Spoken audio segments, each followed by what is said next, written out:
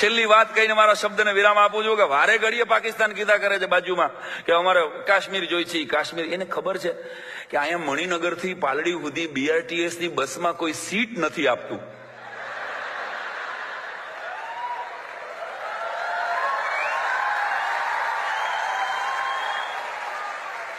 શ્રેયાંશભાઈ અને કાશ્મીર આપે આને વારે ઘડીએ કાશ્મીર આપો કાશ્મીર આપો. બિચારાઓને ખબર જ નથી પાકિસ્તાનમાં જેટલા ટોટલ ઘર છે ને એટલા તો અહીં સુલભ શૌચાલય છે. રે આખું જેટલું ટોટલ બજેટ છે ને પાકિસ્તાનનું એટલા તો જીઓના સિમ કાર્ડ વેચાય છે.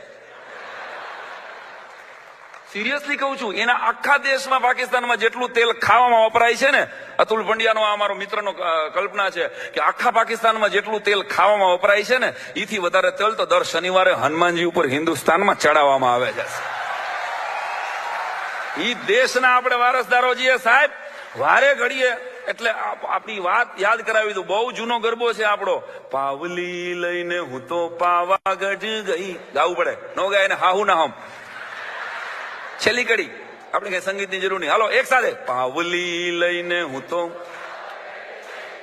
પાવાગઢ વાળી મને મને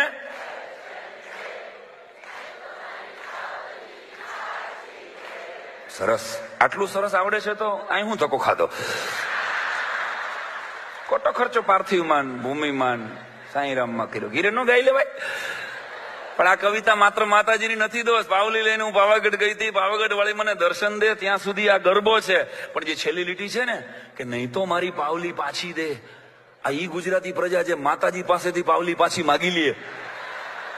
આનું ડેરિંગ તો જો યાર. માતાજી પાસેથી પાવલી માગી લે પાછી. ઈ ગુજરાતી પ્રજાના મૂળ અને કુળના વડાપ્રધાન નરેન્દ્રભાઈ મોદી પાસેથી પાકિસ્તાન ને કાશ્મીર જોઈ છે.